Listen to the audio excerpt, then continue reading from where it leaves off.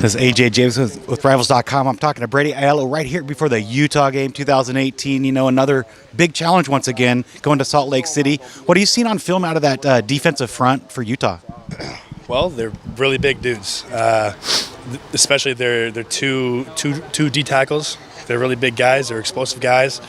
They're fast guys, and then their two ends. Their two D ends are a little lighter, but they're a lot faster. They can get off the ball really fast, athletic, and possess really good pass blocking skills. Or pass rushing skills, my bad.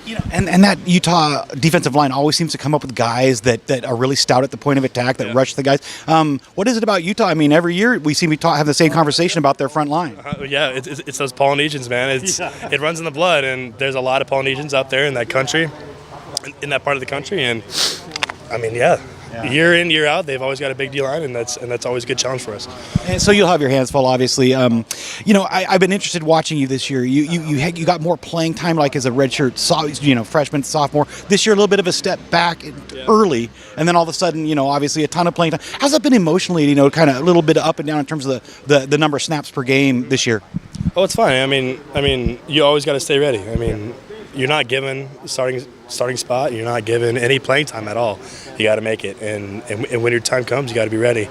And for my case, I mean, that happened a little later on in the season, but I could care less. I mean, I love this team, and I could, I'll do anything for them. Yeah, for sure. And I beg your pardon, but I grade every game. And the first couple you came back and started, I didn't grade you that highly, but this last one, I thought you did a fantastic job, both run and pass blocking. First of all, is that fair? And second of all, why do you think you found your stride and you actually graded the highest of any offensive lineman this last game?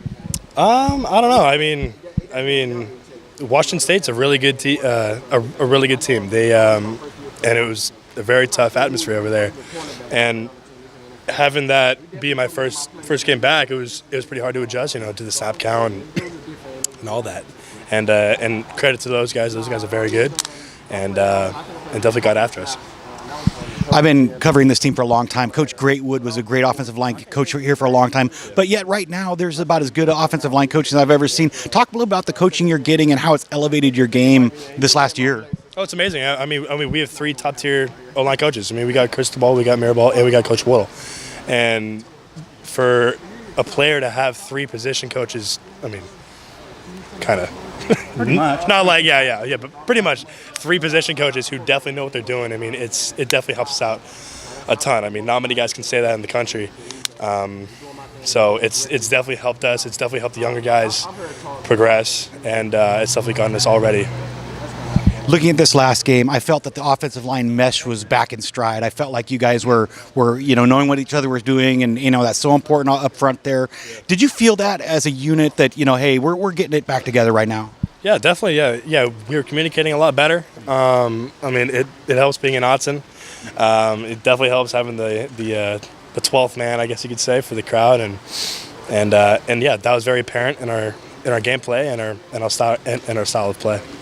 This next weekend, obviously, at Salt Lake City, they're not going to be quiet when Justin's trying to get his communications done and you guys up front aren't going to be quiet. What kind of adjustments do you have to make because of what the venue?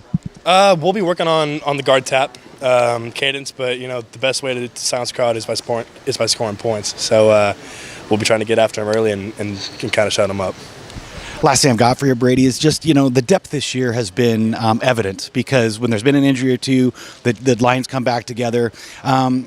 In your history here at Oregon, can you think of a time where the offensive line has been this deep?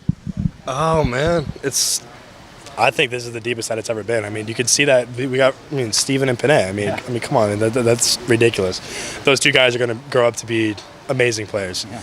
And for us to have them, and for freshmen, especially for offensive line is a hard position for a freshman to come in and play, and especially start. And credit to those guys. Those guys are, they're beasts, honestly.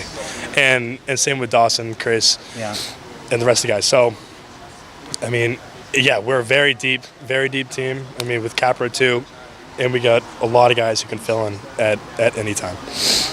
Frankly, I don't know how they do it. When I was 18 years old and I was playing, I wasn't ready to do what those guys are doing. Me neither. I don't get it. Yeah, me neither. But they're huge guys, they're athletic guys, they're smart guys in the classroom, and especially in film. So, Brady Aiello, thanks for taking the time to talk to Rivals.com.